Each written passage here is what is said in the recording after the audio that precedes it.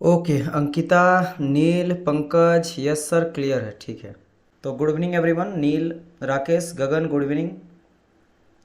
Pankaj good evening, Ankita good evening, good evening, good evening.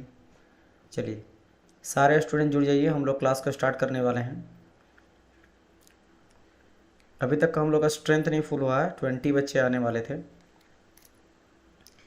सारे बच्चे फटाफट जुड़ जाइए, हम लोग लाइव आ चुके हैं, ठीक है।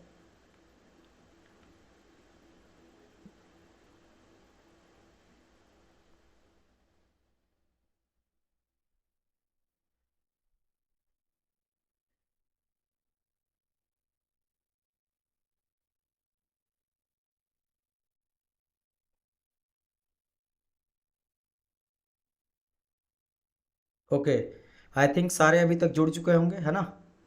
सारे जुड़ चुके होंगे, हम लोग क्लास को स्टार्ट करते हैं। सर आइसोलेटेड सिस्टम एक बार फिर से बता दीजिए। आइसोलेटेड सिस्टम मतलब ऐसा सिस्टम होता है जहाँ से ना तो मास और ना ही एनर्जी ट्रांसफर करता है सिस्टम से बाउंड्री, ठीक है। यानी कि बाउंड्री को क्रॉस नहीं करता, सिस्टम से सराउंडिंग जो है बाउंड्री को क्रॉस करके नहीं जा पाता है। मैं तीन तरह का सिस्टम के बारे में बात कर रहा था। एक हो जाता है मेरा ओपन सिस्टम, है ना। एक हो जाता है मेरा क्लोज सिस्टम, और एक हो जाता है मेरा आइसोलेटेड सिस्टम। ओपन में क्या होता है कि एनर्जी भी और मास भी मेरा आ जा सकता है। क्लोज में क्या होता है कि एनर्जी आ जा सकता है लेकिन मेरा मास आ जा नहीं सकता है। और आइसोलेटेड में तो मास आता है ना ही मेरा एनर्जी आता, बस यही तीनों में अंतर था, है ना। यही तीनों में अंतर था आइसोलेटेड। जैसे आपका परफेक्ट इंसुलेटेड जो थर्मल फ्लास्क लिया जाता है ना, जिसमें हम लोग ठंडा या गर्म पानी रखते हैं, उसको परफेक्ट बना देंगे तो वो मेरा आइसोलेट कहलाएगा। क्लियर माई पॉइंट है नॉट। तो वो हो गया मेरा आइसोलेटेड का एग्जांपल। यूनिवर्स भी हम लोग आइसोलेट करते हैं, क्यों? क्योंकि यूनिवर्स में क्या होता है, बाउंड्री। भाई बाउंड्री को क्रॉस कराना मास और एनर्जी, तो मेरा बाउंड्री होता ही नहीं यूनिवर्स का। क्योंकि यूनिवर्स मतलब पूरा जो भी जितना चीज़ हम लोग को पता है उसी को यूनिवर्स बोल देते हैं, है ना। उसमें सारे प्लेनेट, सारे स्टार, सारे जितने भी अलग अलग गैलेक्सी वगैरह है सब कुछ आ जाएगा। तो दैट्स वाई यूनिवर्स को हम लोग आइसोलेटेड मान के चलते हैं। स्टार्ट करते हैं। तो आइसोलेटेड सिस्टम समझ गए ना डियर। किनका क्वेश्चन था आइसोलेटेड सिस्टम वाला? रूबी जैन का। क्या रूबी जैन आपको क्लियर हो गया? आइसोलेटेड मतलब आइसोलेटेड जहाँ से ना तो मास ना ही एनर्जी मेरा सिस्टम से सराउंडिंग की ओर आता है ना जाता है, मतलब बाउंड्री को क्रॉस नहीं करेगा। क्लियर? कोई नहीं करेगा। उसके अंदर जो भी चीज़ है एनर्जी और मास वो फिक्स रहने वाला है। ये ना तो जाएगा ना ही आएगा। एनर्जी और मास अगर सराउंडिंग में, ना तो ये आएगा, है ना, और ना ही इधर से ये जाएगा। क्लियर? ये चीज़ आपका होगा क्लियर। Okay dear. तो स्टार्ट करते हैं। तो हम लोग बहुत सारी चीज़ों के बारे में डिस्कस किए थे, बेसिक डेफिनेशन देखे थे, फिर हम समझे थे सिस्टम क्या होता है। जिसमें हम लोग थर्मोडायनेमिक्स स्टडी करते हैं, वो मेरे लिए सिस्टम कहलाता है, ठीक है। फिर मेरा बाउंड्री होता है जो कि सिस्टम एंड सराउंडिंग को सेपरेट करता है। बाहर का होता है surrounding. Outside the system, system के बाहर जो भी चीज़ है उसको हम लोग सराउंडिंग कहते हैं। और सिस्टम प्लस सराउंडिंग को ऐड करके यूनिवर्स बन जाता है ना। यूनिवर्स बन जाता है। सर 8 बजे का जो कंटेंट पढ़ा है वो रिपीट करेंगे? हाँ बिल्कुल करेंगे, है ना। 8 बजे वाला जो भी पढ़ा है वो रिपीट करेंगे। क्लियर? आप टेंशन बिल्कुल ना लो। तो मैं क्या बोला, सिस्टम पढ़ाया था, बाउंड्री पढ़ाया था, सराउंडिंग पढ़ाया था, यूनिवर्स पढ़ाया था। फिर हम लोग सिस्टम का टाइप देखे थे, open system, close system, isolated system, adiabatic system, ये हम लोग देख चुके थे। बाउंड्री का भी बात किए थे कि बाउंड्री मेरा रियल हो सकता है, इमेजिनरी हो सकता है, फिक्स होता है और फ्लेक्सिबल भी हो सकता है। ये सब देख चुके थे। कुछ सिस्टम आपको बचा हुआ था जिसमें आज हम लोग बात करने वाले हैं, homogeneous system and heterogeneous system. क्या हो रहा है? Please upload the notes this unit. मैं कर दिया हूँ डियर। अखिलेश आप प्लीज चेक करो, मैं आपका यहाँ तक का कर दिया हूँ। इससे पहले तक का, अभी का क्लास जो मैं आज लेने वाला हूँ इसका तो इसके बाद करेंगे ना, लेकिन इससे पहले मैं आप लोग का पीडीएफ नोट्स, वीडियो, हर एक चीज़ मैं आप लोग को ऐप में डाल चुका हूँ। आप अगर आप नहीं चेक किए हो तो प्लीज़ आप लोग चेक कर लेना। मैं आज डाल दिया हूँ, है ना। मुझे लग रहा है 2-3 बजे के आसपास में डाल दिया हूँ। क्लियर? देखो होता क्या, आप अगर सोचते हो कि मैं तुरंत क्लास लूंगा, तुरंत पीडीएफ डालूंगा, तो होता क्या, आप लोग का क्लास लेते लेते रात हो जाता है, ठीक है। 11, साढ़े 11 बज जाता है। और मैं अभी भी, क्योंकि अभी मैं आप लोग का जस्ट एक क्लास लिया चाणक्य बैच में, तो 7 बजे से लेकर 12 बजे तक मैं पूरा शेड्यूल बिजी रहता है। तो थक भी जाते हैं, डिनर वगैरह करते नहीं है ना। तो हम भी तो इंसान ही है ना, तो मुझे आराम वगैरह करना पड़ता है क्योंकि सुबह उठना पड़ता है और काम होता है मेरा, है ना, और क्लासेस लेना होता है, अलग ऑर्गेनाइजेशन में भी। तो काफ़ी शेड्यूल बिजी होता है, जिसकी वजह से मुझे जब टाइम मिल पाता तभी मैं करता हूँ। राइट? समझ रहे हो? तो थोड़ा बहुत हो जाता है, ठीक है। चलिए, तो अब स्टार्ट करें क्लास को। तो मैंने इन दोनों के बारे में आपको छोड़ा था, सिस्टम के बारे में बताना, तो इसको पहले समझ लो। एक हो जाता है मेरा होमोजीनियस सिस्टम, एक हो जाता है मेरा हेट्रोजीनियस सिस्टम। होमो मीन्स क्या होता है? होमो मीन्स होता है सेम। होमो मीन्स क्या होता है? सेम होता है। सेम मतलब सिर्फ एक ही फेज रहेगा। होमोजीनियस सिस्टम में क्या होता है कि मैटर जो होता है, मैटर बोलते तो पदार्थ जो स्पेस को ऑक्यूपाई करता है, जिसका कुछ वेट होता है ना, जिसका कुछ मास होता है और जो ऑक्यूपाई करता है वो मैटर होता है। Matter in the system exist in single phase. जब मेरा जो सिस्टम पे जो मेरा मास रहेगा है ना, मैटर रहेगा, वो सिर्फ और सिर्फ अगर मेरा एक फेज में रहेगा तो उसको होमोजीनियस सिस्टम कहते हैं। उसको क्या कहते हैं? होमोजीनियस सिस्टम कहते हैं। फॉर एग्जांपल अगर आप जैसे मान लो सिर्फ बात करो किसके बारे में, सॉलिड के बारे में, जैसे मान लो आइस है, वाटर तीनों फेज में पाया जाता है, तो सिर्फ आइस का स्टडी कर रहे हो आप, तो आपके लिए सिस्टम क्या हो गया? आइस हो गया। आप आइस में हीट देने के बाद वो वाटर में जा रहा है, लेकिन आप स्टडी करो आइस के बारे में कि उसमें कितना हीट दिए तो मेरा कन्वर्ट हुआ आपके लिक्विड में, तो हो गया एक फेज के बारे में हो गया स्टडी, तो वो कहलाएगा मेरा होमोजेनियस सिस्टम। अगर वो सिर्फ पानी में है और पानी में आप हीट देके क्या करो, उसको वेपर में कन्वर्ट करो, या फिर उसको आप ठंडा देके यानी हीट निकाल के उसको आप क्या करो, फ्रीज कर रहे हो, तो वहाँ पे आप लिक्विड का स्टडी कर रहे हो, तो वह होगा होमोजीनियस हो गया। या सिर्फ और सिर्फ गैस के बारे में देख रहे हो तो वह आपका होमोजीनियस हो गया। मतलब सिंगल फेज में आपका सिस्टम पाया जाता है। अगर बात करेंगे हेट्रोजीनियस सिस्टम, तो हेट्रोजीनियस सिस्टम क्या होता है कि वैसा सिस्टम है ना जिसमें जो मैटर होता है, मैटर बोलते हैं पदार्थ है ना, कोई भी पदार्थ कोई भी चीज़ हो सकता है, वो अगर दो या दो से ज़्यादा फेज में पाया जाता है तो उसको हम लोग क्या कहते हैं? उसको कहते हैं हम लोग हेट्रोजीनियस सिस्टम। उसको क्या कहा जाता है? हेट्रोजीनियस सिस्टम कहा जाता है। एग्जाम्पल के तौर पर जैसे आप क्या करते हो, गर्मियों के दिनों में पानी में बर्फ डालते हो, तो पानी में आप बर्फ डाल दिए तो वह क्या हो गया? हेट्रोजीनियस सिस्टम हो गया, क्योंकि वहाँ पे दो फेज आपको नजर आ रहा है। ये मेरा ग्लास है और ग्लास में पानी पहले से भरा हुआ, और आपने क्या करा, आइस क्यूब डाल दिया, क्योंकि भाई बहुत गर्मी लग रहा है, तो गर्मी लग रहा है तो आपने यहाँ पे आइस क्यूब डाल दिया, तो आइस क्यूब जो आपने डाल दिया ये क्या हो गया? मेरा सॉलिड फेज में ये, तो ये सॉलिड हो गया, और वाटर जो है वो मेरा लिक्विड में हो गया, तो सॉलिड और लिक्विड यानी कि डबल फेज है, तो इसको हम लोग कहेंगे हेट्रोजीनियस। इसमें ट्रिपल भी हो सकता है सर, मतलब सिंगल फेज में कॉम्बिनेशन नहीं होना चाहिए, बिल्कुल सिंगल फेज में सिर्फ और सिर्फ एक ही फेज में होना चाहिए, एक ही फेज में होना चाहिए, वो फेज बार बार चेंज नहीं करना चाहिए ड्यूरिंग द स्टडी।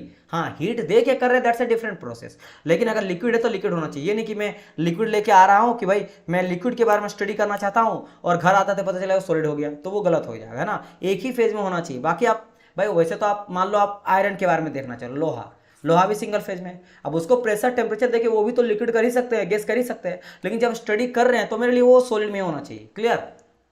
और हेट्रोजीनियस में क्या होता है, एक साथ ही दो या दो से ज्यादा फेज में देखने को मिलेगा। जैसे मैंने कहा कि आप शरबत बना रहे हो, शरबत में आइस डाल दियो, बर्फ डाल दियो, तो बर्फ भी है, सॉलिड भी है और लिक्विड भी है। क्लियर? तो ये आपको दोनों फेज देखने को मिल रहा है। तो matter in a system exist in 2 और 3 फेज, इसको कहते हैं हम लोग क्या? हेट्रोजीनियस सिस्टम, जैसे 2 और मोर फेज एक साथ है, सॉलिड भी है, लिक्विड भी है और गैस भी है, तो हो गया होमो और हेट्रो। क्लियर हो गया ना, है ना? क्लियर हो गया यहाँ पे? चलिए ओके डियर। अब हम लोग पढ़ेंगे एक न्यू टॉपिक के बारे में। देखो अभी तक मैंने टोटल चीज़ों के बारे में आपको समझा दिया, क्या बेसिक चीज़ें, सिस्टम क्या होता है, बाउंड्री क्या होता है, सराउंडिंग क्या हो जाता है, यूनिवर्स क्या हो जाता है, टाइप ऑफ सिस्टम क्या हो जाता है, एंड टाइप ऑफ बाउंड्रीज क्या हो जाता है। नाउ अब बारी आता है कि सर जी थर्मोडायनामिक्स हम लोग स्टडी करते हैं, किसी भी सिस्टम का स्टडी करते हैं, तो स्टडी करने का अप्रोच क्या होता है? अप्रोच यानी किस तरीके से पढ़ेंगे। एक कोई भी चीज़ को पढ़ने का, किसी भी चीज़ को तैयारी करने का एक तरीका होता है ना, किस तरीके से हम लोग पढ़ेंगे सर, वो मुझे बताइए। तो बेसिकली अब जो मैं बताने वाला हूँ ये तरीका क्या हम लोग यूज करते हैं, कौन किस टेक्निक का, किस अप्रोच का यूज करते हैं थर्मोडायनेमिक्स को स्टडी करने के लिए। तो इसमें हम लोग 2 टेक्निक का या फिर 2 अप्रोच का यूज करते हैं।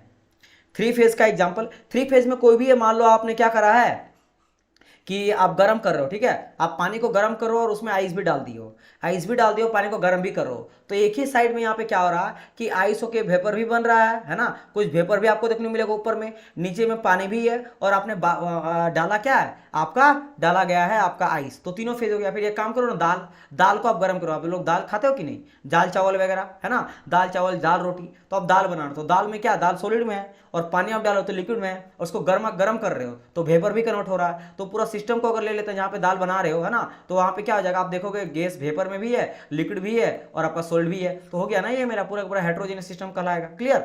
समझ गए ना? बस इस तरह का है ना, एकदम रियल लाइफ में आप देख सकते हो, ये सब चीज़ का ऐसा बात नहीं है, तो हर जगह देखने को मिलता है। तो बात कर रहे थे यहाँ पे किसके बारे में कि हम लोग थर्मोडायनामिक्स को स्टडी कर जो करते हैं उसका क्या टेक्निक होता है। तो उसका टेक्निक या अप्रोच हम लोग 2 तरीके से पढ़ते हैं। एक होता है मेरा माइक्रोस्कोपिक व्यू और एक हो जाता है मेरा मैक्रोस्कोपिक व्यू। क्या होता है इसका मतलब, माइक्रो मीन्स होता है छोटा, जैसे आप डॉक्टर के पास जाते होंगे और ये तो सुने होंगे ना, एक माइक्रोस्कोप रहता है, तो माइक्रोस्कोप से देखा क्या जाता है, देखो दो स्कोप बहुत ही फेमस है, एक होता है टेलीस्कोप, एक होता है माइक्रोस्कोप। माइक्रोस्कोप से क्या देखा जाता है, जैसे आप बैक्टीरिया को देखना चाहोगे, वायरसेस को देखना चाहोगे, ब्लड सैंपल देखना चाहोगे, है ना, किस ब्लड ग्रुप का है, एकदम छोटा छोटा चीज जो नेकेड आई से, खुली आंखों से जो दिखाई नहीं देता, उसके लिए हम लोग माइक्रोस्कोप का यूज करते हैं। और मैक्रोस्कोप मैंने बड़ा, जैसे टेलीस्कोप हो गया, टेलीस्कोप से हम लोग क्या देखते हैं, बड़ा बड़ा चीज देखते हैं, है ना, जो दूर रहता है। फॉर एग्जाम्पल आप स्टार देखते हो, प्लेनेट देखते हो, ये सभी चीज देखते हो, भले दूर का देखते हैं लेकिन वो भी निकट ऐसे दिखाई नहीं देता, लेकिन बड़ा बड़ा चीज होता है, एक छोटा के लिए एक बड़ा के लिए। तो यहाँ पे क्या होता है, यहाँ मैं कनेक्ट करने के लिए आपको बताया। एक्चुअल में क्या होता है, जब मैं बात करता हूँ माइक्रोस्कोप का, तो माइक्रो मतलब होता है बहुत ही छोटा, माइक्रो मीन्स क्या होता है, बहुत ही छोटा, है ना। और अगर बात करेंगे मैक्रो का, मैक्रो मतलब होता है थोड़ा बड़ा, सम लार्ज। अब इसका क्या मतलब सर, आखिर क्या ये बला है ना, आखिर ये चीज़ होता क्या, तो होता क्या डियर है, आप समझना कि मान लो आप गैस का बिहेवियर को स्टडी करना चाहते हो, आपके पास ढेर सारा गैस है, एक कंटेनर हम लोग पकड़े, कंटेनर में, है ना, बहुत सारा गैसेस है। अब उसमें हो सकता है करोड़ों गैस है ना, लाखों मॉलिक्यूल्स होता है, लाखों लाखों या करोड़ों गैस मॉलिक्यूल्स हो सकता है।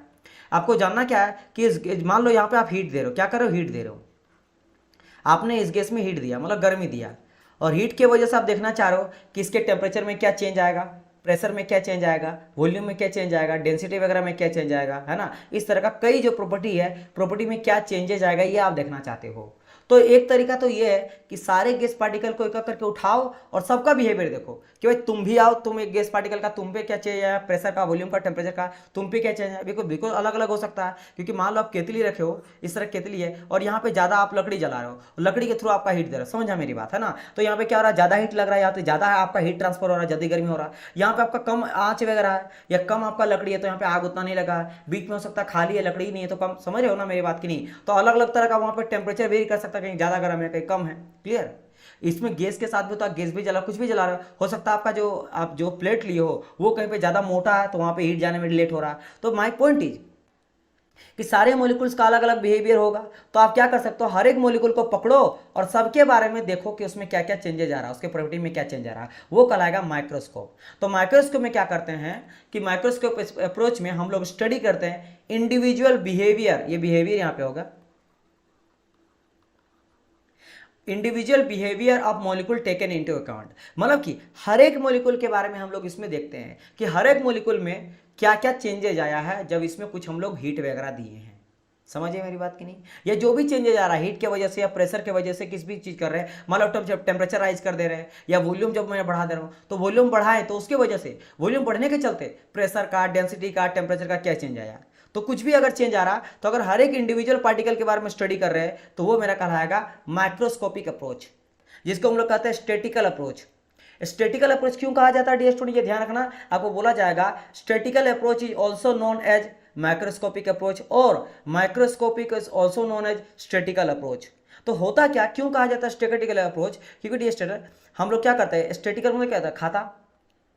आप दुकान जैसे हॉस्टल वगैरह में रहते हो या फिर दुकान में जाते होंगे आप सामान खरीदने के लिए, ऐसा तो है नहीं, है ना, कि सब का सब जो है वो सुपर मार्केट से ही करते होंगे, कहीं ना कहीं छोटा मोटा दुकान से हम लोग सामान खरीदते हैं। अपने हॉस्टल लाइफ में आप दुकान से लिए होंगे तो उधारी आप बनाते हो ना, कि मैं उधारी 1 महीना के बाद आपका सारा पे कर दूंगा। तो वहाँ पे क्या बनाया जाता है, एक खाता बनाया जाता है, और खाता में आप कितना लिए हो, आज 2 रुपया का टॉफी खाए हो, कल 5 रुपया खाए, फिर 100 रुपया खाए, जितना खाते हो हर एक चीज़ को नोट डाउन करा जाता है। तो स्टेटिकल अप्रोच क्यों कहा जाता है कि छोटा से छोटा चीज़ को यहाँ पे मेजर किया जाता है, हर एक पार्टिकल के बारे में स्टडी करा जाता है। That's why microscopic approach is also known as statical approach. और इसमें हम लोग क्या करते हैं, इंडिविजुअल बिहेवियर पता करते हैं, है ना, यहाँ पे छूट गया बिहेवियर हाईलाइट की वजह से, है ना। तो individual behaviour of molecule taken into account. अच्छा और क्या है, ठीक है सर। तो आपको लगेगा सर ये तो बड़ा डिफिकल्ट हो जाएगा स्टडी करना, क्योंकि सर जैसे आप बोले कि इसमें हर एक पार्टिकल के बारे में स्टडी करते हैं। अब मान लो गैस कंटेनर जिसमें करोड़ों है, तो क्या करोड़ पार्टिकल को पकड़ के करेंगे, तो बड़ा इंपॉसिबल टाइप का चीज़ है। तो बिल्कुल सही बात है, ये इम्पॉसिबल, इसका यूज़ हम लोग नहीं करते हैं, ठीक है, इसका यूज़ हम लोग नहीं करते। लेकिन हाँ, ये अगर करेंगे ना तो इससे जो आपको वैल्यू मिलेगा वो बिल्कुल सही मिलेगा, एकदम करेक्ट मिलेगा, एकदम करेक्ट मिलेगा। ये इसी तरह से आप समझ सकते हो कि सपोज करो इंडिया में इलेक्शन हुआ है ना, और मुझे नहीं लग रहा कि कोई भी ऐसा स्टूडेंट होगा जो इंडिया के इलेक्शन में इंटरेस्ट आज के टाइम पे नहीं ले रहा है, यूथ लेना और लेना भी चाहिए। वो पहले के टाइम पे है कि पढ़ाई करो राजनीति मत करो, लेकिन अगर आप राजनीति नहीं करोगे तो आपके साथ राजनीति हो जाएगा। आप देखते ना, कोई भी एक वैकेंसी निकलता है तो आप सबसे पहले उसको लिए फाइट करते हो कि निकालो, ट्विटर कैंपेन चलाओ, दिस कैंपेन चलाओ, दैट कैंपेन चलाओ, है ना, पॉलिटिशियन से बोलवाओ, बोल के 10 बार बोलो तब जाके इलेक्शन होता है। अब आई मीन सॉरी करें, मतलब आपका वैकेंसी निकलता है। अब वैकेंसी निकल गया तो एग्जाम नहीं होता है, एग्जाम हो जाता तो रिजल्ट नहीं आ जाता है, अगर रिजल्ट आता तो ज्वाइनिंग नहीं होता है। हर जगह पे आपको फाइट करना पड़ता है। तो अगर ये कहा जाता कि बच्चे इलेक्शन नहीं, मतलब राजनीति नहीं करेंगे तो फिर वो गधे आज के टाइम पे होंगे। आपको करना ही पड़ेगा, विदाउट अगर आप रहोगे तो आपको हटा दिया जाएगा, ठीक है। कि कोई फर्क नहीं पड़ता गवर्नमेंट को आज के टाइम पे क्या हो रहा क्या नहीं हो रहा, बस उसको अपने मतलब है। जब इलेक्शन हो रहा उस टाइम पे सबको दिखा के अपना ले लो वोट, फिर 5 साल के लिए भूल जाओ। एक्चुअल में ये चल रहा सिस्टम। तो अब मैं ऐसा क्यों एग्जांपल दिया इलेक्शन का, इसलिए क्योंकि इलेक्शन में मान लो दो बड़ा पार्टी है आज के टाइम पे, है ना, बोल सकते हो जैसे बीजेपी और कांग्रेस। तो आप जानना चाहते हो कि वोटिंग हो गया, और आप जैसे कि आप देखते ना एग्जिट पोल निकाला जाता है, अलग अलग चैनल के द्वारा एग्जिट पोल निकाला जाता है कि कौन जीतेगा कौन नहीं। तो वहाँ बेसिकली किया क्या जाता है, वही एक तरह समझ लो स्टडी किया जाता है, बिहेवियर पता करना चाहता है कि कौन जीता कौन नहीं, यानी कि क्या बिहेवियर है इंडिया का, क्या चाहता है लोग इसको जिताना। तो करता क्या है, अब मान लो यहाँ पे अरबों जनसंख्या का है, ऐसा तो होगा नहीं कि इंडिया के सारे अरबों का आदमी को पूछे कि भाई तुमने किसको वोट दिया, तुम क्या चाहते हो, नहीं करना पॉसिबल नहीं है ना। तो क्या करता है कि 10 लाख आदमियों से पूछ लिया, हर एक राज्य में गया और हर एक राज्य में कहीं से 10 को 10 इस तरह करके बहुत सारा डाटा कलेक्शन करके उससे अकॉर्डिंग वो रिजल्ट देता है कि मुझे लग रहा है कि ये होगा जीतेगा। तो ये हम लोग क्या करते हैं, तो समझ लो ये होता है माइक्रोस्कोपिक अप्रोच कि इलेक्शन में अगर आपको वोट का जानना एग्जिट पोल, तो क्या कर सकते हो, ज़्यादा लोगों से पूछोगे, जितना ज़्यादा पूछोगे उसके आपके लिए बेटर होगा, लेकिन तो पॉसिबल नहीं है। तो अगर मैं एक आदमी से पूछूं तो वो कहलाएगा मेरा माइक्रोस्कोपिक अप्रोच, ठीक है। तो ये कहाँ पॉसिबल है, जहाँ कम भीड़ है। जैसे कहीं इलेक्शन हुआ है और एक गांव में इलेक्शन हुआ है और गांव में लगभग जनसंख्या 10,000 का या 5,000 का, तो पॉसिबल है कि चलो 3-4 दिन में, अगर एक दिन में मैं 1,000 पूछता हूं तो 10,000 10 दिन में हो जाएगा और पोल क्रिएट कर लेंगे मैक्सिमम स्टूडेंट का। यानी कि this approach is only suitable for the low density system. भाई डेंसिटी क्या हो जाता है, डेंसिटी जिसको हम लोग बोलते हैं हिंदी में घनत्व, और डेंसिटी मीन्स क्या होता है, डेंसिटी हो जाता है मास अपन वॉल्यूम। क्या हो जाता है मेरा, मास अपन वॉल्यूम, ठीक है। Density rho equal to mass upon volume, मतलब एक पर्टिकुलर वॉल्यूम पे कितना मास है, कितना द्रव्यमान है, उसी को डेंसिटी कहते हैं। तो मैं मान लेता हूं कि एक कोई रेक्टेंगल इस तरह करके वॉल्यूम है, दूसरा भी रेक्टेंगल, सेम दोनों मेरा एकदम सेम है, दोनों एकदम इक्वल है। और इसमें मैं बोल दिया कि इसके अंदर का मॉलिक्यूल जो है ना, वो मान लेते हैं कि इसके अंदर का मॉलिक्यूल 1000 है, 1 के बोले तो 1000 बोलते हैं, और इसके अंदर सेम वॉल्यूम है, लेकिन इसके अंदर मैंने क्या कर दिया, मॉलिक्यूल जो है ना वो 10,000 है। तो आप खुद बोलो डेंसिटी किसका ज्यादा हुआ, इसके अंदर का। अगर मैं डेंसिटी निकाल चाहूंगा मास अपन वॉल्यूम, तो वॉल्यूम तो दोनों का सेम है, इसका भी density equal to mass upon volume. तो वॉल्यूम यानी कि V1 और V2, तो V1 इक्वल टू V2 है, तो सेम है। लेकिन मास का अगर बात करेंगे, इसके अंदर का मास जो है ना वो M1 मास अगर बोलेंगे यहाँ का, और यहाँ का बोलेंगे M2 मास, तो यहाँ पे M1 जो है ना वो ग्रेटर लेस देन है M2 से, M2 ज्यादा है, यानी कि इसके अंदर का डेंसिटी ज्यादा है। तो मैं बोल सकता हूं कि इसका डेंसिटी ज्यादा होगा। क्यों, क्योंकि इसके अंदर पर्टिकुलर मास ज्यादा है। तो मैं बोल रहा हूँ लो डेंसिटी, क्योंकि जितना कम पार्टिकल होगा, जितना कम मॉलिक्यूल्स होगा, स्टडी करने में ईजी होगा। क्योंकि बेसिकली हम लोग माइक्रोस्कोप में क्या करते हैं, हर एक इंडिविजुअल पार्टिकल के बारे में बिहेवियर पता करते हैं। क्योंकि जो भी सिस्टम में हीट वगैरह दिया गया, एनर्जी का कन्वर्सन हुआ है, तो एनर्जी के कन्वर्सन के चलते उसका टेम्परेचर वगैरह, यानी कि उसके प्रॉपर्टी में क्या चेंजेस आए, इफेक्ट क्या देखने को मिला है सिस्टम के प्रॉपर्टी में। सिस्टम की प्रॉपर्टी में क्या क्या इफेक्ट देखने मिलेगा, वही system property, pressure, temperature, volume वगैरह, डेंसिटी वगैरह बात किया जा रहा है। तो लो प्रेशर है, लो डेंसिटी है। तो जब मैं बात करा कि लो डेंसिटी के लिए यूज करते हैं, तो लो डेंसिटी कहाँ देखने को मिलता है, तो हाई एल्टीट्यूड में। जैसे जैसे आप ऊपर चढ़ते जाते हो, एल्टीट्यूड ऊपर होते जाता है, आपको लो प्रेशर रीजन मिलता है, और लो प्रेशर तो लो डेंसिटी। भाई डेंसिटी किसके लिए आता है, प्रेशर के चलते आता है। याद करो, मैं आपको बता चुका हूं कि जो आपका गैस पार्टिकल के, मैं जो काइनेटिक थ्योरी ऑफ गैसेस बताया था, क्या मैंने बताया काइनेटिक थ्योरी ऑफ गैसेस में, कि मेरा मान लो ये मेरा कोई कंटेनर, इसके अंदर जो गैस है, तो यहाँ पे जो प्रेशर लग रहा है वॉल पे, किसके वजह से लग रहा है, गैस पार्टिकल के चलते। गैस पार्टिकल क्या रहा, टकराता है वॉल पे, है ना, वॉल पे टकराता है, जिसके वजह से उसका प्रेशर आता है ना, आपस में भी टकराता है। तो ये इसके वजह से क्या होता है, प्रेशर क्रिएट होता है, यहाँ पे प्रेशर क्रिएट होता है। तो ये ज़्यादा मॉलिक्यूल्स होगा तो ज़्यादा नंबर ऑफ मॉलिक्यूल अगर ज़्यादा होगा तो प्रेशर भी ज़्यादा लगेगा, कि ज़्यादा मॉलिक्यूल ज़्यादा टकराएगा, ज़्यादा प्रेशर क्रिएट होगा। तो ज़्यादा मॉलिक्यूल मतलब ज़्यादा डेंसिटी। तो अगर नंबर ऑफ मॉलिक्यूल्स कम है तो डेंसिटी भी कम है, और डेंसिटी कम होगा कब, जब लो प्रेशर होगा। क्योंकि लो प्रेशर होगा तो लो प्रेशर क्यों, प्रेशर कम क्यों है, क्योंकि मॉलिक्यूल्स कम है, समझ रहे मेरी बात की नहीं? लो नंबर ऑफ मॉलिक्यूल कम है यानी लो प्रेशर है, यानी लो प्रेशर कहाँ होता है? हाई एल्टीट्यूड में। इसलिए आप देखते हो जब एवरेस्ट चढ़ाई चढ़ते हो, है ना, जब आप एवरेस्ट चढ़ते हो, हिमालय वगैरह चढ़ते हो, तो कहा जाता है कि प्रेशर बहुत ही कम होता है ना, प्रेशर कम होता है, इसलिए वहाँ पे कम आंच में, कम टेम्परेचर में ही, कम बॉइलिंग टेम्परेचर में ही पानी उबलने लगता है ना, और लगता है पानी उबल क्यों रहा है? प्रेशर के चलते, क्योंकि प्रेशर मेंटेन करना बहुत जरूरी नहीं है कि 100 डिग्री सेल्सियस में ही पानी उबल जाए, प्रेशर भी मेंटेन करना पड़ता है। तो प्रेशर अगर घट गया ना तो 100 डिग्री की जगह में 60 डिग्री सेल्सियस में ही पानी उबलने लगेगा। लेकिन एक्चुअल में खाना, जैसे खाना उबलने लगता है तो अगर चावल डालते हो तो चावल पक जाता है, लेकिन यहाँ पे पकने में लेट होता है। इसलिए कहा जाता है कि राइस वाला पकने में बहुत लेट क्यों होता है हाई एल्टीट्यूड में? क्योंकि वो उबल रहा है लेकिन एक्चुअल में उसका टेम्परेचर उतना नहीं पहुंचा है, एक्चुअल में 100 डिग्री सेल्सियस में नहीं उबल रहा, वो पहले उबल जा रहा है, क्योंकि प्रेशर घट गया। तो प्रेशर की वजह से भी आपका बॉइलिंग आपका आता है ना, बॉइलिंग पॉइंट आता है। तो ये देखने को मिलता है। तो यानी आप समझ गए होंगे कि हम लोग माइक्रोस्कोपिक अप्रोच कहाँ लगाते हैं या स्टैटिकल अप्रोच कहाँ लगाते हैं? हम लोग लगाते हैं जहाँ पे लो प्रेशर रीजन होता है या लो डेंसिटी रीजन होता है या फिर हाई एल्टीट्यूड रीजन होता है। क्लियर? और ये हम लोग करते हैं इसमें क्या है? इंडिविजुअल बिहेवियर, है ना, इंडिविजुअल बिहेवियर के बारे में स्टडी करते हैं, हर एक पार्टिकल के बारे में यहाँ पे देख के चलते हैं। तो बहुत ही प्यार से समझाएं, बहुत ही धीरे धीरे समझाएं, समझ आ गया होगा। अब बात करते हैं क्या मैक्रोस्कोपिक। अच्छा, इस अब एक चीज समझ आ गया, नहीं इतना समझ गए कि क्या एक चीज बताओ, अगर मैं बोलूंगा कि क्या इसको हम लोग थर्मोडायनेमिक्स में स्टडी करेंगे, इसको लेकर? नहीं, बिल्कुल नहीं करेंगे सर। क्यों करेंगे? पागल हो जाएंगे हम लोग, है ना। आपका करोड़ों रहेगा, करोड़ों मॉलिक्यूल के बारे में अगर पता करने रहो, है ना, तब तो भाई आपका दिन निकल गया। समझ रही मेरी बात की नहीं? तो इसका यूज हम लोग करते नहीं है। बस आप जान लो कि माइक्रोस्कोपिक अप्रोच में करते क्या क्या, कहाँ पे यूज किया जाता है। हाँ, कर सकते हैं जहाँ पे लो डेंसिटी, लो एल्टीट्यूड और लो प्रेशर रहेगा, वहाँ पे कर सकते हैं। अब आ जाता है सर हाई एल्टीट्यूड, समझने, हाई एल्टीट्यूड मतलब ऊंचाई, ऊंचाई, है ना। जैसे आप ऊंचाई बढ़ते जाते हो, अर्थ से ऊंचाई बढ़ते जाते हो, एल्टीट्यूड मतलब ऊंचाई को बोलते हैं। जैसे आपका हाइट बढ़ते जाता है, एल्टीट्यूड बढ़ते जाता है, एल्टीट्यूड जैसे जैसे बढ़ते जाता है, प्रेशर आपका घटते जाता है। अगर प्रेशर घट रहा है तो यानी नंबर ऑफ मॉलिक्यूल्स घट रहा है, तो यानी डेंसिटी भी घट रहा है, तो यानी कम डेंसिटी, है ना। तो देखो यहाँ पे क्या करें, जितना मॉलिक्यूल्स है सबके बारे में आपको पता लगाना है, तो जितना कम मॉलिक्यूल होगा आपके लिए उतना ईजी होगा। तो जितना ऊपर जाएंगे तो डेंसिटी कम होगा, यानी प्रेशर कम होगा एल्टीट्यूड के साथ साथ, तो वहां पे स्टडी कर सकते हैं, क्योंकि नंबर ऑफ मॉलिक्यूल्स कम है तो सबके बारे में देख सकते हैं कि कम है। लेकिन जैसे नीचे आते हो डेंसिटी बढ़ता है, डेंसिटी मतलब एक पर्टिकुलर मास पे ज्यादा मॉलिक्यूल ठुसा हुआ है।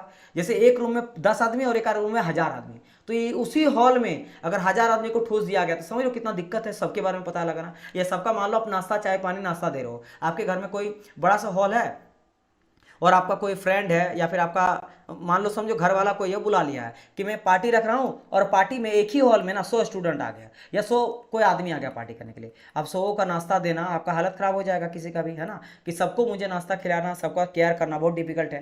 लेकिन वही चीज़ है कि कम अगर आएगा तो आप आराम से कर सकते हो। तो जितना कम रहेगा मॉलिक्यूल्स उतना आपके लिए बेटर होगा। तो वो कम के लिए आप क्या तलाश करते हो कि भाई जितना ऊपर जाएंगे उतना लो डेंसिटी, लो प्रेशर होगा तो कम देखने को मिलेगा। क्लियर? चलिए अब बात करते हैं जिसका यूज करते हैं हम लोग कोर्स में। तो इसीलिए देखो कहा गया our course work is based on macroscopic approach. अब मैक्रोस्कोपिक अप्रोच में क्या करते हैं हम लोग, यहाँ पे एक एवरेज लेके चलते हैं। क्या लेके चलते हैं? एवरेज लेके चलते हैं। एवरेज कैसे लेते हैं डियर स्टूडेंट, देखना समझना। जैसे मैं कह रहा हूँ इलेक्शन लेके चलो, सबसे बेस्ट एग्जांपल है ना, और सब कनेक्ट कर पाएंगे कि सबको पता है इलेक्शन के बारे में। मान लो इलेक्शन हुआ, फिर से वही बीजेपी कांग्रेस है, आप भी है, बहुत कोई, अब जिसको ले लो, मैं सपोज कर लेता हूँ आप and Congress, I mean BJP and Congress. तो इलेक्शन हो गया, लेकिन आप उतना आदमी से तो पूछ नहीं सकते, तो पूरा इंडिया से पूछ नहीं सकते हो। तो आप क्या करते हो कि आप लगभग मान लो 10 लाख से पूछ लोगे। 10 लाख लोगों से आपने क्या करा, पूरा टीम बनाया, 28 राज्य का, मान लो जितने भी राज्य है, जितने भी स्टेट्स है, 2829 जितने भी हैं, सबका आपने क्या करा, अलग अलग जो है टीम बनाया और सब टीम को भेज दिया। वहां जाने के बाद फिर वो टीम क्रिएट किया, वहां से मान लो बिहार में 10 करोड़ है ना जनसंख्या, तो वहां से मान लो 50 लाख लोगों से पोल क्रिएट किया।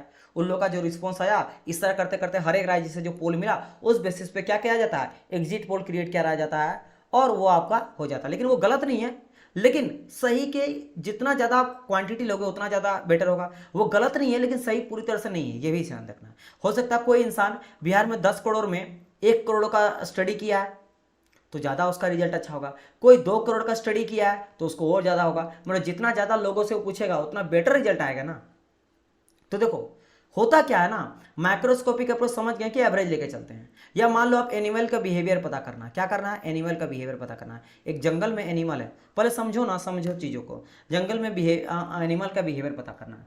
अब आप जानना चाहते हो कि ये एनिमल का बिहेवियर क्या है, एकदम नया एनिमल मिला है ना, एकदम नया एनिमल मिला है। अब जैसे कि होता है ना, ये पीके मूवी आप देखे होंगे आमिर खान का, वो आता है एलियन की तरह, तो उसको तो नहीं पता ना लोगों क्या है क्या नहीं। तो कोई नया एनिमल मिला है जंगल में, उसका बिहेवियर पता करना है, खाता क्या, रहता क्या, करता क्या है ना, उसका और डाइजेस्टिव सिस्टम किस तरह काम करता है, हर एक चीज़ के बारे में पता करते हैं, क्योंकि डॉक्टर लोग कहीं ना कहीं हर एक चीज़ के बारे में पढ़ते हैं हम लोग, है ना।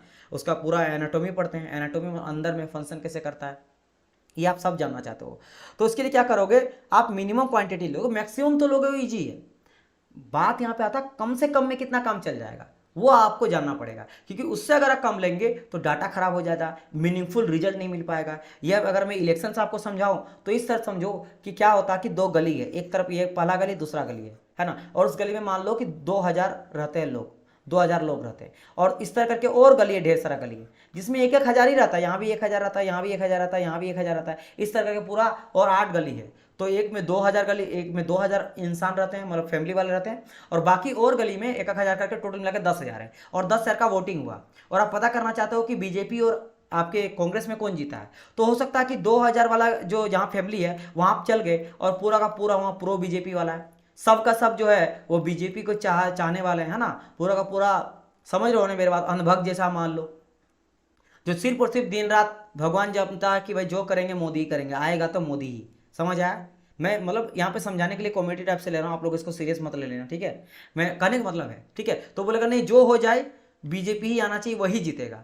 तो वहां से अगर आप पूछ लिए 2000 से, फिर तो रिजल्ट आपका खराब हो गया, क्योंकि हो सकता है कि बाकी में, क्योंकि वहां पे सिर्फ बीजेपी वाले ही थे, अगर बाकी क्या बाकी कहीं जा मान लो पूछते, मान लो बाकी आप 2 गली में पूछे, वहां पे पूरा का पूरा कांग्रेस वाला कि आएगा तो कांग्रेस ही, है ना, जो हो जाए कांग्रेस ही आना चाहिए, मैं तो कांग्रेस को, हर एक बच्चा कांग्रेस का दिया, तो ये रिजल्ट आपका खराब हो सकता है। तो यानी कम से कम भी नहीं ले सकते हो, ज़्यादा ज़्यादा लोगे तब तो पता ही चल जाएगा। तो यानी कि आपको बहुत कम नहीं लेना, आपको ज़्यादा रिक्रूटमेंट, ज़्यादा लोगों से पूछना पड़ेगा।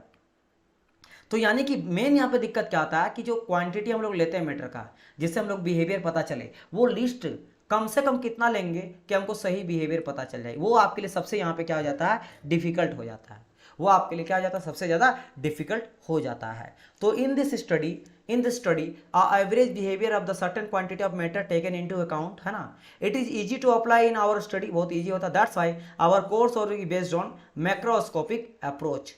ये यहाँ पे दिक्कत क्या होता है, दिक्कत होता है ये वाला चीज जो मैंने समझाया कि क्वांटिटी ऑफ मैटर, यानी कि least quantity of matter to know the behaviour, behaviour मतलब प्रॉपर्टी गैस का। अब भाई गैस में कितना कम से कम लेंगे, ज्यादा लेंगे तब तो पता चल ही जाएगा, कम से कम कितना लेंगे कि मेरा अच्छा पता चल जाए और मेरा सही रिजल्ट भी आ जाए, यानी कि उसका प्रॉपर्टी पता चल जाए, बिहेवियर पता चले, प्रेशर, टेम्परेचर, वॉल्यूम वगैरह, कि हीट वगैरह, एनर्जी का इंट्रैक्शन हो रहा है, इसकी वजह से जो भी हीट यहाँ से गया है या आया है या वर्क डन किया गया है या work done one the system by the system हुआ, उसके वजह से जो है क्या यहाँ पे चेंजेस हुआ है, ये मुझे पता करना है। तो इसका आइडिया कौन देगा भाई, तो इस क्वांटिटी ऑफ मैटर यानी कितना लेंगे, इसके लिए कहा जाता है कॉन्सेप्ट ऑफ कंटिन्यूम का, कॉन्सेप्ट ऑफ कंटिन्यूम का यहाँ पे आ जाता है। कॉन्सेप्ट ऑफ कंटिन्यूम क्या बोलता है ये हम लोग समझेंगे। ये हेल्प करता है कि आप मिनिमम कितना वॉल्यूम को लोगे कि आपका रिजल्ट जो होगा वो मीनिंगफुल आएगा और रिजल्ट सही हो जाएगा। बच्चे भाग क्यों ना लाइव से, बताइए, लाइव से अगर बच्चे भाग रहे हो तो मुझे बोल के जाओ, है ना, कि सर जी ये पसंद नहीं आ रहा है, फिर वो चीज़ नहीं है। मैं आपके लिए इतना मेहनत करता हूँ, इतना चीज़ें एक्सप्लेन करता हूँ ताकि आप लोग को मज़ा आ पाए, है ना। और जब आप जाते हो ना लाइव से तो कसम से मुझे बड़ा बुरा लगता है, ठीक है, क्योंकि मैं बहुत बारी आप लोग को एक्सप्लेन बहुत जगह पढ़ाता हूँ, लेकिन जितना मैं इसमें मेहनत कर रहा हूँ ना, उसमें इससे पहले मैं कभी इतना मेहनत नहीं कर रहा हूँ, चीज़ों को 10 एग्जाम्पल देकर समझाता हूँ। इसके बावजूद बच्चे अगर नहीं देखते हैं लाइव तो मुझे बुरा लगता है, यस लगता है। और मैं आपको बोलता हूँ कि कभी भी कोई दिक्कत होता है you can ask me any question, I will answer you. तो चलिए, क्या मैं बोल रहा हूँ, कॉन्सेप्ट ऑफ कंटिन्यूम क्या बोलता है ना। पहले तो इसको मैं समझाऊंगा ये टर्म क्या बोलता है, लेकिन ये बेसिकली मेरा हेल्प करता है, help to decide the minimum volume और minimum quantity of matter to get the meaningful result during the macroscopic approach. Macroscopic approach के टाइम पे ज़्यादा तो लेंगे तो पता चल जाएगा, अब कम से कम कितना लोगे कि डाटा सही मिल जाए, आइडिया लग जाए आपको। जैसे होता नहीं है कि मान लो कि वोटिंग हो रहा है एक छोटा सा स्कूल में, है ना, कोई आपके मॉनिटर के लिए वोटिंग हो रहा है, तो आप पूछते हो बहुत सारे से कि भाई कौन जीतेगा कौन जीतेगा, आप पूछते हो, ऑटोमेटिक आपको एक आइडिया लिख जाता है कि लग रहा वो जीतेगा। क्यों? क्योंकि मैं 100 आदमी से पूछा ना, तो 100 आदमी से 80 आदमी बोला उसके बारे में, 20 आदमी एक आदमी को फेवर किया, लेकिन 80 आदमी एक आदमी को फेवर करा, वही जीतेगा। आपको आइडिया लग जाता है। तो मिनिमम कितना लेंगे? क्या मिनिमम में 1000 से 1000 को पूछना पड़ेगा, फिर 100 से पता चल जाएगा, ये 200 से पता चल जाएगा? क्लियर? जैसे मैंने कहा ना कि कोई ऐसा ऐसा जगह पे आप जाके पूछ रहे हो कि हो सकता है जो वोट किया उसका फ्रेंड है, सबको पूछोगे, वो बोलेगा नहीं नहीं यही जीतेगा यही जीतेगा, तो फिर तो गलत हो सकता है वहां पे कि भाई मैंने ऐसा आदमी से पूछ लिया था ना जो पूरा उसको फेवर कर रहा है। तो आपको वैसे से पूछना पड़ेगा जो आपको पता बिल्कुल नहीं है और आपको कोई आइडिया नहीं। जैसे इलेक्शन हुआ है और आप बिहार जा रहे हो, आप दिल्ली में रहते हो, एमपी में रहते हो, तो आपको कोई आइडिया थोड़ा ना कि वहां पे क्या होने वाला है। तो आपको हर जगह जाना पड़ेगा, लोगों से पूछना पड़ेगा। तो मिनिमम उसी तरह अगर गेस का बिहेवियर पता करना तो कम से कम कितना लेंगे, ये मेरा बताता कॉन्सेप्ट ऑफ कंटिन्यूम। इसके अलावा कुछ स्टैंडर्ड बुक में कॉन्सेप्ट ऑफ कंटिन्यूम को इस तरह आपका डिफाइन करा जाता है कि concept of continuum gives the macroscopic point view. क्योंकि मैक्रोस्कोपिक पॉइंट व्यू मतलब कि मैक्रोस्कोपी में जो स्टडी करते हैं, गैस का बिहेवियर पता करते हैं, है ना, उसके लिए कम से कम कितना लेते हैं हम लोग वॉल्यूम या क्वांटिटी ऑफ मैटर, उसके बारे में आइडिया देता है। तो ये तो हो गया इसका डेफिनेशन। लेकिन ये कंटिन्यूम बोलता क्या, what do mean by continuum? तो देखो कंटिन्यूम कंटी से स्टार्ट हुआ और नम से खत्म हुआ। तो कंटी मतलब होता है कंटिन्यूअस और नम मतलब होता है मैटर, मतलब कंटिन्यूअस मैटर। अब ऐसा मैं क्यों बोल रहा हूँ, ये मैं इसको समझाने के लिए, है ना। कंटिन्यूअस मैटर मतलब ये बोलता है ना कॉन्सेप्ट ऑफ कंटिन्यूम कि आप मान के चलो कि मैटर जो है ना, जो भी मोलिकुल्स है वो एक दूसरे से कंटिन्यूअस सटा हुआ है। अब बोलेंगे सर इसका क्या मतलब, ये तो बिल्कुल समझ नहीं आया। तो मैं फिर से एग्जांपल लेता हूँ, ऐसा एग्जांपल जिससे आप समझ सकते हो। जैसे कि मैं क्या करता हूँ, आप मछली का जो है, मैं देखो एग्जांपल लेता हूँ, वैसा एग्जांपल जिससे आप समझ पाओ। तो आप मान लो समुद्र में मछली का बिहेवियर पता करना, क्या करना, मछली का बिहेवियर पता करना, ठीक है। तो आप क्या करते हो, आप लेते हो एक जाल, जाल में नहीं जाल मत लो क्योंकि जाल से पानी निकल जाएगा, मछली से पाएगा। तो आप कंटेनर लो, एक बड़ा सा स्टील का कंटेनर जैसा लिए, आपने उसमें लिया मछली के बारे में, मछली उठाया ऐसे करके। लेकिन आप चीज़ बोलो, एक जो बड़ा कंटेनर आप ले रहे हो और कंटेनर में जो फिश वगैरह आ रहा है, तो क्या सिर्फ फिश ही आ रहा है? ऐसा तो नहीं होगा, फिश नहीं आएगा, फिश के साथ साथ आपको वाटर भी देखने को मिलेगा उसमें, है ना, वाटर भी देखने को मिलेगा। और सिर्फ फिश एक एनिमल है तो सिर्फ फिश नहीं आपको मिलेगा, और भी बहुत सारे एनिमल मिल सकता है जिसके बारे में आपको नहीं जानना, सिर्फ मछली का बिहेवियर पता करना है। तो फिश आ सकता है ना, और एनिमल आ सकता है, कुछ हो सकता है कि कंकड़, कुछ डस्ट पार्टिकल आ सकता है, रेत वगैरह आ सकता है, स्टोन आ सकता है ना, कई सारे का चीज़ आ सकता है। लेकिन आपको मतलब किससे, आपको मतलब है सिर्फ फिश के बारे में, सिर्फ फिश से मतलब है, क्योंकि आपको फिश का बिहेवियर पता करना है, सिर्फ और सिर्फ फिश का बिहेवियर पता करना है। यानी कि बीच में जो बाकी चीज़ है वो तो वॉइड का काम करेगा, यानी क्या काम करेगा, खाली स्पेस का काम करेगा। तो देखो ये सभी क्या होगा, खाली स्पेस हो गया जो आपके लिए वेस्ट हो जाएगा। आपको बस यहाँ पे 3 मछली 3 फिश दिखाई दे रहा है, ये 1 है, ये 2 है, 3 है, तो इन्हीं तीनों का आपको मतलब इन्हीं के बारे में स्टडी करना है। तो आपको तो यहाँ पे आपने जो उठाया कंटेनर, मतलब बहुत बड़ा कंटेनर पर उठाया, लेकिन मिला 3 मछली, तो वो तो काम नहीं करेगा। तो आप क्या करोगे, कंटेनर को थोड़ा बड़ा करोगे और मछली लोगे, तो लगेगा कि क्या आप जितना कम से कम 100 मछली चाहिए तो कितना मिला। तो मेरा कहने का मतलब क्या है कि हम लोग इसी तरह जब गैस को पकड़ते हैं ना, गैस को पकड़ते हैं तो गैस नहीं, कोई भी मेटर ले लो, यहाँ मेटर का बात करा गया तो गैस बाद का बात करेंगे। अगर कोई भी मेटर ले लो, चाहे सॉलिड रहे, गैस रहे, लिक्विड रहे, तो वहां पे देखने को मिलेगा आपको वॉइड। जैसे मान लो मैं सॉलिड ही ले लेता हूँ, मुझे पता है कि सॉलिड जो होता है उसका मोलिकुल्स आपस में सटा हुआ रहता है, ये रहा मोलिकुल्स, ये रहा मोलिकुल्स आपस में सटा हुआ। लेकिन यहाँ भी आप देखोगे कि बीच में वॉइड होता है, सर्कुलर रहता है। देखो यहाँ पे वॉइड है ना बीच में, देखो ब्लैक कलर से मैं दिखा रहा हूँ, ये वॉइड है, देख सकते हो ना यहाँ पे, यहाँ आप देख सकते हो कि, देख सकते हो मैं ग्रीन कलर से यहाँ दिखा रहा हूँ कि ये मेरा वॉइड है, ये मेरा वॉइड है। तो यहाँ पे भी आप देख सकते हो कि यहाँ पे वॉइड आपको नजर आ रहा है, वॉइड नजर आ रहा, तो ये तो आपको खराब कर देगा ना स्टडी। तो ये अगर आप लिक्विड में चल गए तो लिक्विड में तो मोलिक्यूल से थोड़ा और दूर उधर रहता है, तो यहाँ पे और बहुत सारा आपको वॉइड नजर आएगा, यानी स्पेस नजर आएगा, स्पेस नजर आएगा। यानी जितना आप उठा रहे हो उसमें अधिकतर वॉइड है, गैस पार्टिकल या एयर पार्टिकल बहुत ही कम है। अगर ये चीज गैस का बात करेंगे तो गैस में तो मोलिक्यूल्स और दूर दूर रहता है। तो आपने जितना गैस को लिया उसमें पता चला कि 4 ही मोलिक्यूल आया, बाकी तो पूरा का पूरा वॉइड ही है, खाली है, खाली है। तो भाई कम से कम कितना को लोगे। तो होता क्या, कॉन्सेप्ट कंटिन्यू ये बोलता है कि मैटर मेरा कंटिन्यूअस लगा हुआ है। ये हम लोग मान के चलते हैं कि कंटिन्यूअस में लगा हुआ मैटर, मैटर मेरा कंटिन्यूअस है। हम लोग मानते क्या है कि मतलब कि हम लोग ये जो वर्ड है ना इसको नहीं मानते, नेग्लेक्ट कर देते हैं। समझ आया? लिक्विड में भी वर्ड जो होता है उसको मानते हैं कि नहीं है। तो मेनली हम लोग तो गैस के बारे में स्टडी करना डिफिकल्ट है, क्योंकि लिक्विड के बारे में, सॉलिड के बारे में फिर भी चलो स्टडी कर लेते हैं, लेकिन गैस में काफी मॉलिक्यूल दूर दूर रहता है, काफी वर्ड रहता है, इसमें भी हम लोग ये मान लेते हैं कि वर्ड वगैरह नहीं है। क्या मान लेते हैं कि खाली जगह नहीं है, ये आपस में सामने सामने कंटिन्यूअस, एक मीटर के बाद दूसरा मीटर तीसरा मीटर सटा हुआ है, ये मान के चलते हैं। लेकिन कभी कभी क्या होता है कि कॉन्सेप्ट ऑफ कंटिन्यूम हर जगह लागू नहीं होता है। कभी कभी गैस पार्टिकल इतना दूर दूर रहता है कि हमको चेक करना पड़ता है कि क्या कॉन्सेप्ट ऑफ कंटिन्यूम मेरा लागू होगा या नहीं होगा। तो एक बार आप लोग ये कंफर्म करिए कि यहां तक समझ आया। कॉन्सेप्ट ऑफ कंटिन्यूम क्या मेरा करता है, ये मान के चला जाता है कि आपका जितना भी मैटर है ना, चाहे सॉलिड रहे, गैस रहे या लिक्विड रहे, वो आपस में सटा हुआ कंटिन्यूअस है। ये क्या बोलता है कि मैटर मेरा कंटिन्यूअस है, ताकि बिहेवियर मेरा सही आ सके। मेरा प्रॉपर्टी अगर चेंज हो रहा तो सब में सेम तरह का प्रॉपर्टी चेंज हो रहा है। तो कौन सा जो हम लोग क्वांटिटी को बिहेव उठाए हैं, एक मिनिमम क्वांटिटी को, एक मिनिमम वॉल्यूम को, एक मिनिमम क्वांटिटी को उठाए हैं, उससे मेरा एक मीनिंगफुल रिजल्ट मिल पाए। वो कब होगा, जब मान के चलेंगे कि कंटिन्यूअस में सटा हुआ सारा का सारा मैटर। सर वॉइड को नेगलेक्ट करने पर इफिशिएंसी पर इफेक्ट नहीं आएगा क्या? नहीं, हम लोग आइडियल मान के चलते हैं, ये मान के चलते हैं। क्लियर, ये मान के चलते हैं, समझ आया ना। इफिशिएंसी पे कोई इफेक्ट नहीं पड़ेगा, क्योंकि याद करो जब मैं बहुत सारा आइडियल कंडीशन आपको बता रहा था, तो ये आइडियल मान के हम लोग चलते हैं। आइडियल, आइडियल मतलब हाइपोथेटिकल, रियल में एग्जिस्ट नहीं करता, आइडियल लेके चलते हैं। और इसके लिए हम लोग चेक करते हैं कुछ चीज, अभी आपको बताऊंगा नॉड्सन नंबर, इसे चेक करते हैं। अब बहुत दूर रहेगा तब बहुत सारा स्पेस को हम लोग, क्योंकि देखो अब मैं आपको प्रूव करके दिखा रहा हूं। हम लोग बोलते हैं ना कि गैस का, जैसे बात करेंगे कि गैस का एक पर्टिकुलर टेम्परेचर है। क्या हम लोग बोलते हैं कि गैस का इतना टेम्परेचर है? गैस का टेम्परेचर हम लोग बोल देते हैं कि अभी ना बड़ी गर्मी लग रहा है या ह्यूमिडिटी है, बड़ी उमस है, तो टेम्परेचर ना भी 40 डिग्री सेल्सियस है एयर का। एयर पार्टिकल का बात करे हो ना, लेकिन वहां पे बहुत सारा वर्ड होता है ना। जो मान लो एयर मॉइस्चर का बात करो, मॉइस्चर कहाँ से आता है? मॉइस्चर आता है वाटर ड्रॉपलेट से, है ना। गर्मियों के दिनों में मॉइस्चर आता है ना, चिपचिपा बॉडी हो जाता है सुबह सुबह, एयर पार्टिकल की वजह से हो जाता है। ह्यूमिडिटी आपको देखने मिलता है, क्योंकि गर्मी की वजह से क्या होता है कि इवोपरेट होके जो पानी रहता है या फिर समुद्र से, ताल वगैरह से इवोपरेट होके वो उठता है, और प्रेशर डिफरेंस की वजह से मूवमेंट होने जाता है, पूरा आपका लैंड में भी आ जाता है, जिसकी वजह से आपको देखने आता है। तो ये जो टेम्परेचर 40 डिग्री सेल्सियस बोले हैं, ये हम लोग नेगलेक्ट करके चले, क्योंकि बहुत सारे वर्ड है ना। तो टेम्परेचर तो अलग अलग हो सकता है मॉलिक्यूल्स का, लेकिन हम लोग एक मान के क्यों चलते हैं कि 40 डिग्री सेल्सियस? क्योंकि हम लोग ये मान लिए हैं कि सारे के सारे मॉलिक्यूल कंटिन्यूअस है, वो सारे के सारे मॉलिक्यूल मेरा सटा हुआ है, सारे के सारे मॉलिक्यूल सटा हुआ है, ये हम लोग मान के चलते हैं। क्वेश्चन यहाँ पे ये आता है कि क्या सर कॉन्सेप्ट ऑफ कंटिन्यूम हम लोग सब गैस में मान के चलते हैं, अगर बहुत ज्यादा दूर हो गया तो? नहीं, सब में नहीं मानेंगे, कुछ कंडीशन होता है। कंडीशन क्या होता है ये समझो, देखो यहाँ पे। तो क्या होता है कि सॉलिड और लिक्विड में concept of continuum is completely valid, आराम से मेरा वैलिड हो जाता है। क्यों? क्योंकि उसमें पार्टिकल बहुत ज्यादा दूर दूर नहीं होता है। वर्ड अगर होता है तो उसको हम लोग मान सकते हैं, नेगलेक्ट मान के स्टडी कर लेते हैं।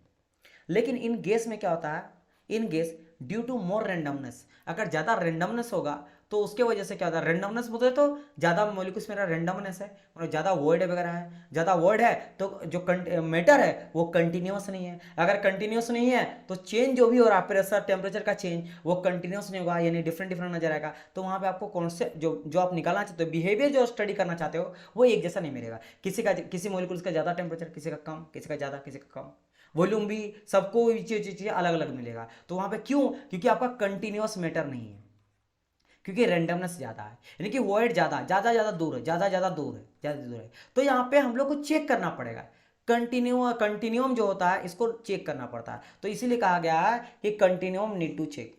तो यहाँ पे जो मेरा कंटिन्यूम है, कॉन्सेप्ट ऑफ कंटिन्यूम, ये कंटिन्यूम को चेक करना पड़ता है, कंटिन्यूम को चेक करना पड़ता है। चेक कैसे करते हैं? यहाँ पे हम लोग यूज करते हैं नॉड्सन नंबर का। किसका यूज करते हैं? नॉड्सन नंबर का। नॉड्सन नंबर को Kn से दिखाते हैं, Kn से दिखाते हैं। अब ये क्या होता है समझना, डेफिनेशन बहुत ही बड़ा है और अलग अलग असर बहुत ही लेंदी है, लेकिन आप जान लो, है ना, जान लो। मैं आपको समझा दूंगा कि बेसिकली इसका मतलब क्या होता है। तो ये आप लोग ट्राई करना कि याद हो जाए, लेकिन रटना नहीं। मैं आपको अभी समझाऊंगा कि बेसिकली क्या होता है नॉड्सन नंबर। तो नॉड्सन नंबर इक्वल टू होता है mean free path of the atom और divide by characteristic dimension of the system. अब ये क्या होता है उसको समझने के लिए पहले समझो कि ये Kn का वैल्यू, नॉड्सन नंबर का वैल्यू, अगर पहले समझाना ही पड़ेगा, फिर आपको नॉड्सन नंबर का वैल्यू बताएंगे। देखो, mean free path of the atom, mean free path मतलब दो एटम के बीच में जो डिस्टेंस होता है उसको कहा जाता है मीन फ्री, मतलब पाथ बोला जाता है। उसका मीन निकालते हैं, कई सारा मॉलिक्यूल्स होगा, सबका अलग अलग पाथ होगा, ट्रेवल करेगा, जो टकराएगा आपस में, उन सभी पाथ का मीन वैल्यू लेंगे, एवरेज लेंगे, और वो ऊपर में लिख देंगे। और नीचे में क्या करते हैं, डायमेंशन, मतलब कितना बड़ा एरिया को आप लिए हो। मैंने इतना बड़ा एरिया को लिया, रेक्टेंगल लिया है, ट्रेंगल जैसे लिया कि इसके अंदर के सारे मॉलिक्यूल्स को स्टडी कर रहे हैं, तो इसका कुछ से कुछ तो डायमेंशन होगा ना। तो वो हो गया आपका डायमेंशन ऑफ द सिस्टम। ये आपके लिए सिस्टम होगा क्योंकि इसके अंदर का बिहेवियर आप पता करना चाहते हो गैसेस का, तो आपके लिए सिस्टम है। तो सिस्टम का डायमेंशन कितना होगा, डायमेंशन को आपको लिखना पड़ेगा। तो नीचे में डायमेंशन लिखे और ऊपर में जो भी पाथ है उसका मीन वैल्यू निकाले और उसका वैल्यू पुट कर दिए। उससे जो आपको मिलेगा के एन का वैल्यू, अगर वो वैल्यू, अगर उसका वैल्यू के एन का वैल्यू 0.01, अच्छा ये होता कितना है, 1/100 के आसपास होता है। इसका वैल्यू क्या था, 1/100 के आसपास होता है, इसीलिए ये मेरा वैल्यू निकल जाता है 0.01। ये वैल्यू निकल जाता है मेरा 0.01। तो अगर मेरा 0.01, अगर मेरा के एन का वैल्यू, नॉड्सन नंबर का वैल्यू 0.01 से कम है तो ये मेरा कॉन्सेप्ट ऑफ कंटिन्यूम जो होगा वैलिड होगा। लेकिन अगर मेरा नॉड्सन नंबर का वैल्यू 0.01 से ज़्यादा है तो यहाँ पे कॉन्सेप्ट ऑफ कंटिन्यूम जो होगा वैलिड नहीं होगा। ये किसका बात करें, गैस का बात करें। तो गैस में एक जगह वैलिड होता है, एक जगह वैलिड नहीं होता। देखो सॉलिड और लिक्विड के लिए तो वैलिड होगा 100%, लेकिन गैस के लिए क्या होता है, नॉड्सन नंबर का 0.01 से कम होना चाहिए। यानी कि कम होना मतलब क्या, ये कब कम होगा, जब मीन फ्री पाथ आपका कम होगा। मीन फ्री पाथ अगर कम है तो नॉड्सन नंबर कम है। तो मीन फ्री पाथ कम कब होगा, कब होगा भाई, आप खुद बोलो। मीन फ्री पाथ कब मतलब कि मेरा कंटिन्यूअस है, मतलब कि बीच में वॉइड वगैरह जो कम से कम है, बीच में वॉइड वगैरह कम से कम है, ये बात करा गया। Mean free path of the atom is come. अच्छा और क्या है कि ये कब कम होगा, या फिर नॉड्सन नंबर का वैल्यू कब कम होगा, जब characteristic dimension of the system ज्यादा होगा, यानी जितना बड़ा आप डायमेंशन लोगे। समझ मेरी बात की नहीं, ये एकदम समझने वाली बात है कि नॉड्सन नंबर का वैल्यू, अगर मैं बोल रहा हूँ Knudsen number is directly proportional to mean free path of the atom. Proportional मतलब ये अगर बढ़ेगा तो ये भी बढ़ेगा, और कैरेक्टरिस्टिक डायमेंशन का इन्वर्सली है, मतलब ये अगर घटेगा तब जाके ये बढ़ेगा, है ना। ये बस समझ आया। तो जितना कम डायमेंशन हम लोग लेंगे, जितना हम लोग कम डायमेंशन लेंगे, है ना, समझ आया। लेकिन यहाँ पे मैं नॉड्सन नंबर को कम लेके चल रहा हूँ, तो कम लेके चलते हैं। तो नॉड्सन नंबर मुझे कम चाहिए क्योंकि कम लेंगे तब जाके कॉन्सेप्ट ऑफ कंटिन्यूम वैलिड करेगा। अभी हम लोग वैलिड का बात करें तो ये कब कम होगा, जब मेरा मीन फ्री पाथ कम होगा, क्योंकि ये प्रोपोर्शनल है, ये भी घटेगा तो ये भी घटेगा। और नीचे वाला जो इन्वर्सली है तो ये बढ़ना चाहिए। तो बढ़ना मतलब जितना बड़ा एरिया को लोगे, देखो डायमेंशन बढ़ा रहे, एरिया ज़्यादा ले लिए, तो जितना ज़्यादा एरिया लेंगे उतना ज़्यादा मोलिकुल आएगा, तो ज़्यादा बिहेवियर आपको अच्छा मिलेगा, है ना। समझ आई मेरी बात की नहीं, जितना ज़्यादा आप लोगे डायमेंशन उतना ज़्यादा मोलिकुल आएगा, उतना ज़्यादा बिहेवियर आएगा, उतना कंटिन्यूअस रहेगा और बिहेवियर ज़्यादा देगा। और मीन फ्री पाथ, क्योंकि ज़्यादा आप लोगे तो मीन फ्री पाथ अगर जितना सटा सटा रहेगा उतना आपको ग्रेट वैल्यू मिलेगा, मतलब कि उसका बिहेवियर ज़्यादा अच्छा पता चलेगा, उसका प्रॉपर्टीज अच्छा पता चलेगा कि वो कंटिन्यूअस रहेगा, वो कंटिन्यूअस रहेगा, वो कंटिन्यूअस रहेगा। समझिए मेरी बात की नहीं, तो नॉड्सन नंबर कम रहेगा तो वैलिड होगा। लेकिन अगर ये चीज़ दूर दूर होगा, यानी कि जो मीन फ्री पाथ होगा ये मेरा ज़्यादा दूर दूर है, ज़्यादा दूर दूर यानी करने का मतलब क्या है कि वैल्यू मेरा कम है। मीन फ्री पाथ जो है वो डिस्टेंस है, ठीक है। एक सेकंड ज़्यादा लेके चलेंगे ना, कम कहाँ ले रहे हैं, क्योंकि अब नॉड्सन नंबर मुझे क्या करना, ज़्यादा करना है। तो ये कब होगा, जब मीन फ्री पाथ ज़्यादा, मतलब एक एटम यहाँ तो दूसरा एटम है, दूर दूर है एटम एटम, तो काफ़ी अगर दूर दूर है, दूर दूर है, दूर दूर है, दूर दूर एटम है, तो दूर दूर एटम है मीन फ्री पाथ, तो क्या होगा, नॉड्सन नंबर बढ़ जाएगा क्योंकि प्रोपोर्शनल है। तो नॉड्सन नंबर बढ़ जाएगा, दूर है तो कंटिन्यूअस नहीं है, कंटिन्यूअस नहीं है तो बिहेवियर नहीं पता चल पा रहा, उसका प्रॉपर्टीज नहीं पता चल रहा।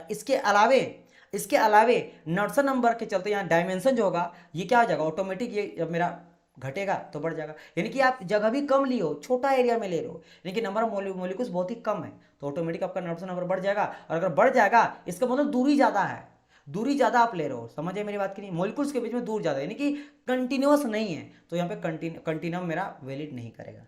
सर मीन फ्री पाथ फिर से समझा दीजिए, ठीक है मैं समझा दे रहा हूँ। अब यहाँ समझा मीन फ्री पाथ को, यहाँ समझाएगा। देखो ये समझ लो मैं यहाँ पे 4 मॉलिक्यूल मान लिया हूँ, ये मात्र 4 लिया, इसका मतलब ये नहीं कि 4 ही है, ये आप समझना कि ये हजारों हो सकता है, लाखों हो सकता है। मैं मान लो ये एक एटम है मेरा, या मॉलिक्यूल्स है ना, ये पहला मॉलिक्यूल्स है, ये मेरा दूसरा मॉलिक्यूल्स है, ये तीसरा मॉलिक्यूल्स है, ये 4 ही मॉलिक्यूल में लिया हूँ।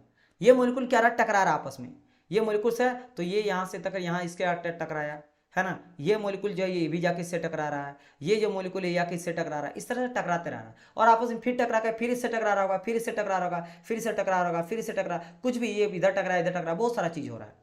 तो माय पॉइंट इज कि मुझे निकाला मीन फ्री पाथ, तो पहले पाथ तो निकाल लो। तो इसके बीच में जो डिस्टेंस है ये हम लोग मान लिए कि ये पाथ है मेरा y1, इसके भी जो पाथ है, इसके बीच का पाथ जो है y2 है ना, इसके बीच का मेरा y3, इस तरह करके मान लो यहाँ हजारों मॉलिक्यूल्स होगा, और सबके बीच का इसके भी डिस्टेंस, इसका यहाँ से डिस्टेंस, यहाँ डिस्टेंस, इस तरह करके अलग अलग आप डिस्टेंस निकालोगे, है ना। तो इस तरह करके ढेर सारा आपको क्या मिलेगा, एटम के बीच का पाथ मिलेगा, जो पाथ कवर कर रहा है। मतलब आप देखो कि एक एटम कहाँ तक जा रहा है, जहां तक जिधर जा रहा है, मतलब 1 सेकंड के लिए वो कहां से कहां तक डिस्टेंस ट्रेवल किया, जिधर भी कर सकता है, उसका पाथ निकाल लो। तो आपने y1 y2 y3 करके yn हजारों का निकाल लिया, और डिवाइड बाय क्या कर दिया आपने, n कर दिया। n मतलब नंबर ऑफ ऑब्जर्वेशन, कितना आप एटम का बात, यहाँ पे 1 2 3 4 मैंने लिया, तो 4 यहाँ हम लोग डिवाइड कर देंगे। तो आप 1000 लोगे तो 1000 ले लो, 10,000 ले लो, लाख तो लाख ले लो। तो आपने क्या करा, पहली बात पाथ लिया, नंबर ऑफ पाथ क्या ट्रेवल लिया, कितना पाथ कवर करा गया है, और उसका मीन से डिवाइड कर, मीन माने कि number of observation number atom से डिवाइड कर दिया, ये नंबर ऑफ पाथ ट्रेवल। तो वहां से क्या निकल गया कि आप निकाले फ्री पाथ ऑफ एटम, लेकिन मीन निकाले, उसका एवरेज निकाले। हम लोग करते नहीं है कि किसी क्रिकेटर का, जैसा आप बोलते हैं कि आज मैंने, देखो मैं समझ रहा, आप अपने मान लो कहीं से मान लो जॉब कर रहे हो है ना, और कोई मान लो डेली वेजेस में काम कर रहा है, तो बोलेगा मैंने आज जो ना 200 रुपया कमाया। सेकंड चीज, मैंने 50 रुपया मात्र कमाया। मान लो कोई इस तरह लेबर है जो काम कर रहा है, तो पहले दिन में 200 कमाता है, सेकंड दिन में 50 कमाता है, तीसरा दिन में मान लो वो 250 कमा लेता है। कितना कमा लेता है वो, 250 कमा ला। चौथा दिन में वो मेरा 100 कमाता है। तो आप चारों का एवरेज निकालोगे तो 200 और 200 400 500 और 600 निकल गया, ठीक है। तो 600 निकल गया, तो कितना दिन का निकाले, 1 दिन का, 2 दिन का, है ना, 3 दिन, 4 दिन का, 4 ही दिन का हम लोग निकाले, मुझे उम्मीद है ना। 4 दिन का निकाले, 200 200 हो गया। और एक काम करते हैं, यहाँ पे फिर से 200 लेते हैं, 5 दिन लेते हैं, ऑन एवरेज 200 आ जाएगा ऑटोमेटिक। तो देखो यहाँ पे 2 2 4 है ना, 5 6 7 8 आ जाएगा। तो टोटल हो गया मेरा 800, क्योंकि ये हो गया मान लो y1 y2 इस तरह ऑब्जर्वेशन ले लिए, और मीन तो 1 2 3 4 5 5 की, है ना। 1 सेकंड, 8, हाँ तो 1 2 3 4 5 मैंने लिया है ना। अच्छा ठीक है ना, अब मेरा बात समझ गए कि नहीं। चलो मैं इतना कॉम्प्लेक्स क्यों ही बना रहा हूँ, है ना, इतना कॉम्प्लेक्स क्यों, जब समझ लो 10 है, फिर 5 है, फिर आपका 15 है यहाँ पे, है ना, फिर आपका 15 है, और फिर आपका 10 है। तो 1 2 3 4 है, तो कुल मिलाकर देखो 40 आ गया। 40 को 4 से डिवाइड करो तो 10 आ गया एवरेज, ये 10 आ गया एवरेज। तो ये 10 एवरेज आया ना, यही समझ लो मीन, मीन जैसे हम लोग निकालते हैं ना एवरेज निकालते हैं, उसी तरह यहाँ पे मीन प्रीपात निकाले। Clear my point. तो कुल में देखो 10 20 और यहाँ 30 10 40 है, 40 से 4 ऑब्जर्वेशन के बारे में डिस्कस किए, तो मेरा 10 जो निकला, ये बेसिकली क्या, दिस इज योर मीन प्रीपात है, यानी कि average value, this is your average value, average value, यानी कि एवरेज कितना उसका बीच में डिस्टेंस है, उससे पता चलेगा कि 2 एटम के बीच में कितना मीन डिफरेंस है। क्लियर। तो वो हो गया मेरा मीन प्रीपात। तो मीन प्रीपात को आप लोग ऊपर में लोगे, और नीचे में क्या लोगे, डायमेंशन, कितना एरिया को कवर करे, उसका डायमेंशन क्या है, समझ में। स्पेयर है तो स्पेयर का वॉल्यूम निकाल लो, इस तरह से डायमेंशन उसका निकाल लोगे। तो उसका अगर, और अच्छा एक चीज कि सर अगर मैं ऐसा करता हूं, है ना, अगर मैं सर ऐसा करता हूं, जस्ट अ मिनट, यहाँ पे जो है ये ऑटोमेटिक ये ले लिया रिजिड, ये मिट नहीं रहा, जस्ट अ मिनट।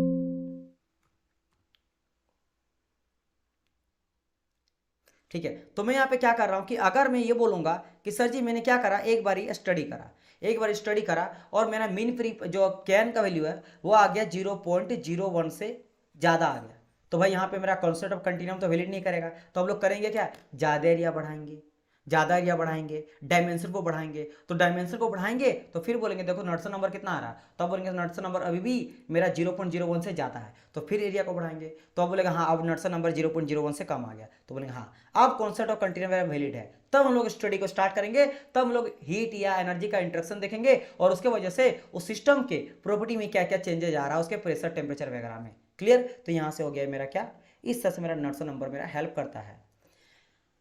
चलिए अब बात करते हैं हम लोग मैक्रोस्कोपिक अप्रोच और क्या बताता है। अभी हम लोग जस्ट बात किए मैक्रोस्कोपिक अप्रोच के बारे में, है ना, पूरा का पूरा मैक्रोस्कोपिक अप्रोच ही चल रहा था। तो मैक्रोस्कोपिक अप्रोच और एक चीज मेरा देता है, वो क्या देता है, ये मेरा मेजरेबल और नॉन मेजरेबल क्वांटिटी के बीच में एक रिलेशन देता है, ये रिलेशन को स्टेब्लिश करता है। ये तो वही कहा गया, it is also help to establish a relationship between the measurable quantity and non measurable quantity. अब बोलेंगे सर इसका क्या मतलब है, measurable quantity non measurable quantity. देखो मेजरेबल क्वांटिटी मतलब जिसको आप लोग मेजर कर सकते हो डायरेक्टली, जिसको डायरेक्ट मेजर किया जा सकता है with the help of device. क्योंकि बहुत सारे स्टूडेंट मेरे से ये बोलेंगे कि सर जी प्रेशर को तो कैसे मेजरेबल क्वांटिटी है, कि तो ये pressure equal to force upon area है, तो डायरेक्ट मेजरेबल क्वांटिटी कैसे हो गया, क्योंकि मुझे तो इसके लिए एरिया भी का भी जरूरत पड़ेगा, फोर्स का भी जरूरत पड़ेगा, तब जाके मेरा प्रेशर निकलेगा। लेकिन माय डियर स्टूडेंट ठीक है होता है, लेकिन एक बैरोमीटर नाम का चीज सुने होंगे, बैरोमीटर से प्रेशर को मेजर किया जाता है। मोनोमीटर होता है, कई तरह का आप फ्लूइड में पढ़े होंगे, अलग अलग तरह का डिवाइस होता है प्रेशर को मेजरमेंट करने के लिए, एटमॉस्फेरिक प्रेशर को मेजर करने के लिए, हाइड्रोस्टेटिक प्रेशर को मेजर करने के लिए। तो डिवाइस रहेगा तो डिवाइस से तो डायरेक्ट चेंज कर सकते हैं ना। डिवाइस से भी डायरेक्ट हम लोग चेक कर सकते हैं, मेजर कर सकते हैं वैल्यू को, इसलिए इसको कहा जाता है मेजरेबल क्वांटिटीज, जिसको डायरेक्ट मेजर कर सकते हैं डिवाइस के थ्रू। टेम्परेचर को थर्मोमीटर के थ्रू चेक कर सकते हैं, और वॉल्यूम को भी चेक कर सकते हैं डायरेक्ट कि कितना है ना। समझ आए, ये किसी पे डिपेंडेंट नहीं है, 4 kg 5 kg या वॉल्यूम जितने भी एरिया वगैरह दिया गया है अब निकल जाता है।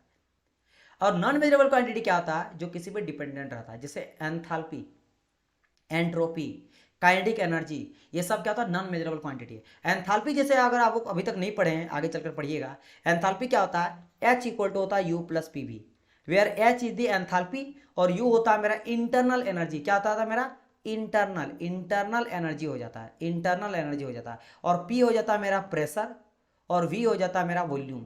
तो मेरा internal energy plus pressure into volume का एडिशन होता है, मल्टीप्लिकेशन होता है। तो प्रेशर और वॉल्यूम का मल्टीप्लिकेशन प्लस इंटरनल एनर्जी को जोड़ के एंथैल्पी मेरा बनता है। अब मैं ये एग्जांपल क्यों दे रहा हूँ, ये समझने के लिए कि अगर आप देखोगे तो जस्ट मैंने कहा कि एंथैल्पी तो मेरा नॉन मेजरेबल क्वांटिटी है, तो ये H है, ये तो मेरा एंथैल्पी जो है वो मेरा नॉन मेजरेबल क्वांटिटी है। यानी कि ये किस पे डिपेंड कर रहा है, इंटरनल एनर्जी पे, प्रेशर पे, वॉल्यूम पे। और मेरा इंटरनल एनर्जी रहे, प्रेशर रहे, वॉल्यूम रहे, ये सब का सब मेरा क्या है, डायरेक्ट मेजरेबल क्वांटिटी है। डायरेक्ट मेजरेबल क्वांटिटी क्योंकि सिस्टम का प्रॉपर्टी होता है। इंटरनल एनर्जी यानी इंटरनल किस पे डिपेंड करता है, directly proportional to temperature. Temperature vary करेगा तो इंटरनल एनर्जी वेरी करता है, क्योंकि इंटरनल एनर्जी प्रेशर का ही आपका, internal energy is the function of temperature only. तो टेम्परेचर अगर बढ़ेगा घटेगा तो इंटरनल एनर्जी भी बढ़ता घटता है। उस तरह बात करेंगे प्रेशर का, वॉल्यूम का, तो यहाँ से आपको क्या पता चला कि यहाँ पे U और प्लस पी वी जो है ना, ये मेरा क्या है, U प्लस पी वी जो है ना, ये मेरा डायरेक्ट मेजरेबल क्वांटिटी है, यानी कि सिस्टम का प्रॉपर्टी है। सिस्टम का प्रॉपर्टी क्या बताता है, स्टेट को बताता है। जैसे कोई मेरा सॉलिड में है, कोई मेरा लिक्विड में है, और कोई मेरा गैस में है। तो सॉलिड में क्यों है, क्योंकि इसका हीट जो है ना, टेम्परेचर कम है। लिक्विड का टेम्परेचर का बात करेंगे तो ज्यादा कर दिए, गर्मी देने लगे तो लिक्विड हो गया, और टेम्परेचर को राइज कर दिए तो मेरा क्या बन गया, गैस बन गया।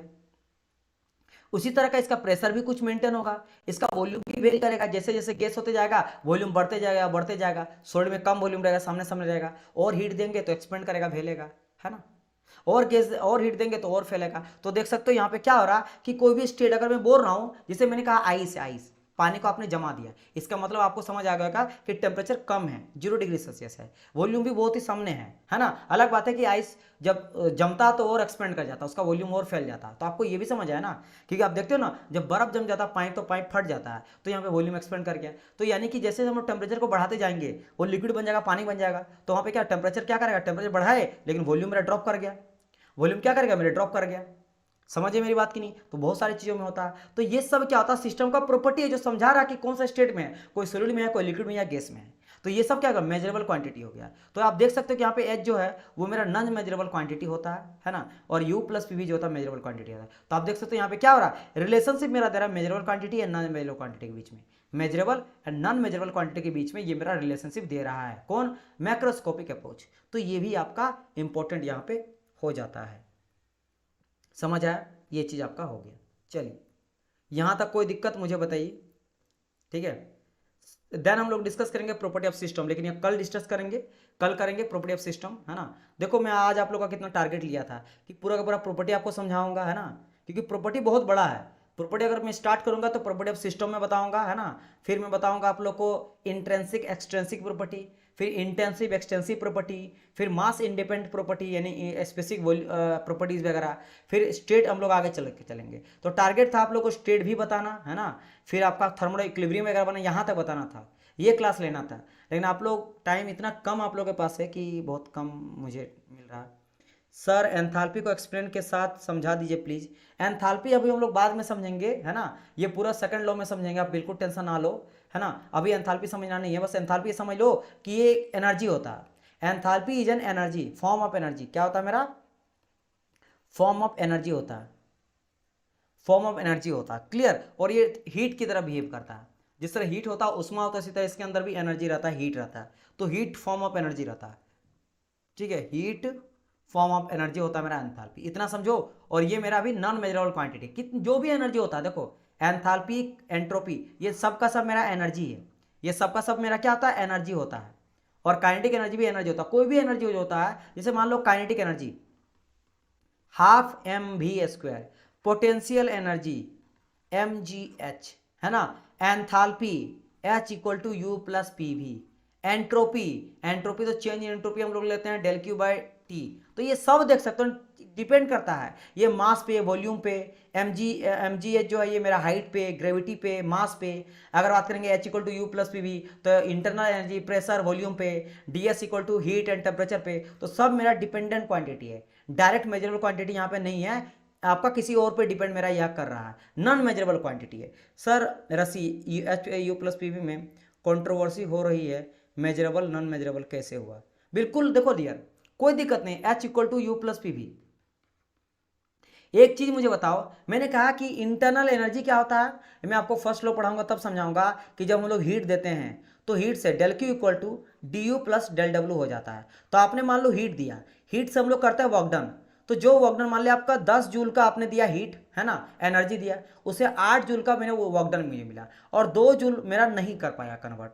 तो ये हो गया क्या, सिस्टम पे ही रह जाता है, इसी को कहते हैं इंटरनल एनर्जी।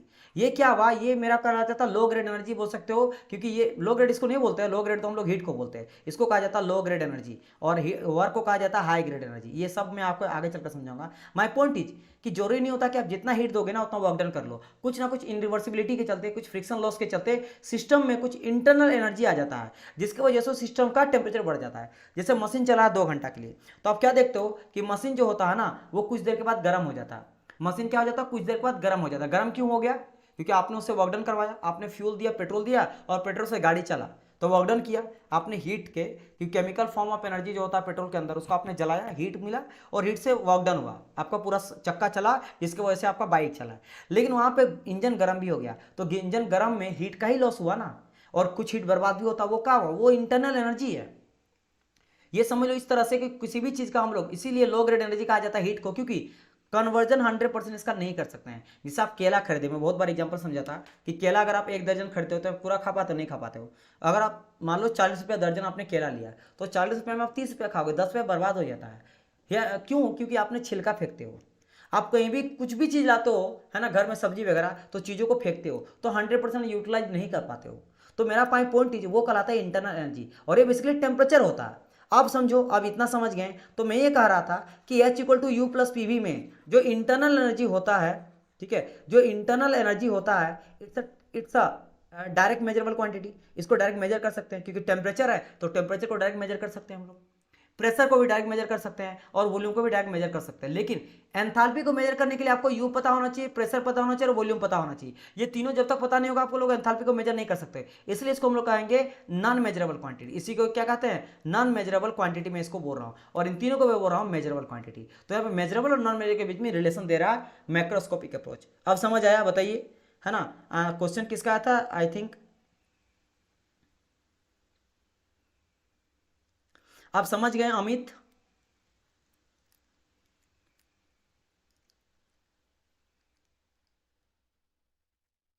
एंथैल्पी समझ गए, रस्सी आपको समझ आ गया है ना। और अभी हम लोग एंथैल्पी को आगे बहुत समझेंगे। एंथैल्पी आप बोल रहे हैं ना डियर कि एंथैल्पी को एग्जांपल के सम समझा दीजिए, तो एंथैल्पी को अभी हम लोग समझेंगे पूरा। अभी सेकंड लॉ में पूरा एंथैल्पी पूरा मैं बताऊंगा। पूरा ओपन सिस्टम में जो एनर्जी का फ्लो होता है ना, एंथैल्पी ही लेते हैं पूरा का पूरा, तो आप बिल्कुल टेंशन ना लो, उसका लंबा चौड़ा भी समझेंगे। आयुष क्या बोले, सर के लिए 0.01 लेने का कुछ स्पेशल रीजन है क्या? नॉटसन नंबर के लिए बिल्कुल लेना पड़ेगा आपको, के जो है ना ये लेना पड़ेगा। ये मीन फ्री पाथ जो भी आपका डायमेंशन अगर 1000 लेके चलते हैं ना, तो उसे हम लोग मान के चलते हैं कि 1 आपका मीन फ्री पाथ होता है, मोलिकुल्स के बीच में डिस्टेंस। अगर आप 100 डायमेंशन लेके चलोगे सिस्टम का, तो एक देखने मिलता है, इसका वैल्यू निकलता है 0.01। तो 0.01 आपको याद रखना, यहाँ से क्वेश्चन बनता है कि बताइए अगर मेरा कॉन्सेप्ट ऑफ कंटिन्यूम वैलिड हो रहा तो नॉटसन नंबर कितना है, या फिर कॉन्सेप्ट ऑफ कंटिन्यूम आपको बोलेगा डायरेक्ट। देखो एक चीज देखना कि भाई अगर बोलेगा कि बताइए जो नॉटसन नंबर है किसके लिए यूज किया जाता है, तो सबसे पहली बात आपको आंसर देना है किसके लिए यूज करते हैं हम लोग यूज करते हैं आपके मैक्रोस्कोपिक अप्रोच के लिए। ये मैक्रोस्कोपिक अप्रोच में हेल्प करता है। इसके अलावा नॉट जो कॉन्सेप्ट ऑफ कंटिन्यूम किसके लिए वैलिड है, तो नॉटसन नंबर 0.01 से कम के लिए, ज्यादा के लिए वैलिड नहीं होता है। अब इसको आपको ये बनाना पड़ता है, ये 0.01 जो ज्यादा है उसको कम करना पड़ता है। इसलिए क्या कर सकते हो आप, सिंपल, अगर आपको इसको क्या करना है, कम करना है, तो आपको क्या करना पड़ेगा, इसको कम करना पड़ेगा, यानी कि मॉलिक्यूल्स को सामने सामने लेना पड़ेगा। इसके लिए क्या कर सकते हो आप, ज्यादा से ज्यादा इसको बढ़ाओ, आप पास तो नहीं ला सकते गैस का पार्टिकल को, लेकिन जो डायमेंशन ऑफ द सिस्टम है इसको ज्यादा लो। मतलब मैंने कहा ना कि आपने 10 आदमी के बारे में बिहेवियर पता किया, मान लो वोटिंग हुआ 10,000 में, तो 10,000 में आपने लिया 100 बच्चा का, तो सही रिजल्ट नहीं मिला, तो अब 200 बच्चा का लो, फिर 400 बच्चा का लो, 1000 बच्चा का लो, तो आप क्या करोगे, डायमेंशन को बढ़ाओगे, एरिया बढ़ाओगे, ज्यादा गैस पार्टिकल को लोगे। करेक्टर मिला सही, नर्सर नंबर से पता करो कि जब ज्यादा डायमेंशन लिए, क्या नर्सर नंबर मेरा 0.01 से कम आ रहा है, सर नहीं आ रहा, अभी भी ज्यादा आ रहा है, तो और ज्यादा लो और एरिया को बढ़ाओ। हाँ सर अब आने लगा मेरा कम, यानी अब सीख है, अब मेरा कॉन्सेप्ट कंटिन्यू वैलिड है, तो अब उसके बारे में क्या करते हैं, उसमें एनर्जी का इंट्रैक्शन करके चेंजेस देखते हैं, बिहेवियर का पता करते हैं। क्लियर, समझ आया कि नहीं, समझ आया कि नहीं कॉन्सेप्ट कंटिन्यू। चलो अमित क्लियर है, आयुष आपको समझ आया कि नहीं, आप एक बार मुझे कल क्लियर करिए, है ना। आयुष आप मुझे बताइए, एकदम इंपॉर्टेंट है, इसी पे आपको समझ आएगा कि उसमें मैं हीट इंडक्शन करके चेंजेस देखने को मिलेगा कि नहीं, नहीं तो बर्बादी हो जाएगा, नहीं तो वो बर्बाद हो जाएगा, आपका कहाँ नहीं काम आएगा। क्लियर, चलिए क्वांटिटी ऑफ मैटर को इंक्रीज करेंगे, yes yes, quantity of matter को इंक्रीज करेंगे, वही बात है डायमेंशन, डायमेंशन कितना एरिया पे आपने क्वांटिटी ऑफ मैटर लिया है, तो वो अगर आपका नॉर्टन नंबर के एन का वैल्यू ज्यादा आ रहा है, ज्यादा मतलब कि गैप ज्यादा है, क्या है मेरा गैप ज्यादा है, ज्यादा अगर बड़ा है, भाई केएन का वैल्यू ज्यादा कब होगा, जब मीन परिपात ज्यादा होगा, तभी तो ये केएन का वैल्यू ज्यादा होगा। मीन परिपात मतलब मॉलिक्यूल ज्यादा दूर दूर है, ज्यादा दूर दूर है, यानी कि और क्या होगा, केएन का वैल्यू कब ज्यादा होगा, क्योंकि ये इन्वर्सली है, मतलब ये मेरा कम होगा, ये कम होगा, यानी कि जो कैरेक्टरिस्टिक डायमेंशन है, डायमेंशन आप छोटा जगह पे लियो, इतना ही छोटा मॉलिक्यूल लियो, कम एरिया में आप लिए हो, तो आप क्वांटिटी ऑफ मैटर को बढ़ाओ, तो जैसा आप इसको बढ़ाओगे इंक्रीज करोगे तो ऑटोमेटिकली केएन का वैल्यू घटेगा, क्योंकि इन्वर्सली है ना। या फिर मीन परिपात ऑटोमेटिक जैसा आप बढ़ाओगे तो ये घटने लगेगा, ये घटेगा कैन भी घटेगा, तो ये आ जाएगा यहाँ तक, तो वही हम लोग करेंगे। अगर कैन ज्यादा होगा तो एरिया बढ़ाते रहो, ऑटोमेटिक जब कैन का वैल्यू घट जाएगा तो आप उसमें फिर हीट इंडक्शन करके आप चेंजेस जो भी करना थर्मल स्टडी कर सकते हो, चेंजेस वगैरह देख सकते हो। क्लियर, चलिए ओके डियर, चलिए सभी को समझ आ गया होगा। तो नेक्स्ट पार्ट में हम लोग डिस्कस करेंगे किसके बारे में, प्रॉपर्टीज के बारे में। सिस्टम का बहुत सारा प्रॉपर्टी होता है, वो क्या होता है ना, उसको क्यों पॉइंट फंक्शन कहते हैं, वो क्या किसी स्टेट के बारे में कैसे डिफाइन करता है ना। फिर हम लोग समझेंगे कैसे एग्जांपल के थ्रू किसको बोलेंगे सिस्टम का प्रॉपर्टी नहीं बोलेंगे, ये समझेंगे, है ना। फिर मैं आपको बोलूँगा इंट्रेंसिक एक्सटेंसिव प्रॉपर्टी क्या होता है, इंटेंसिव एक्सटेंसिव प्रॉपर्टी क्या हो जाता है, इसके अलावा स्पेसिफिक प्रॉपर्टी क्या हो जाता है।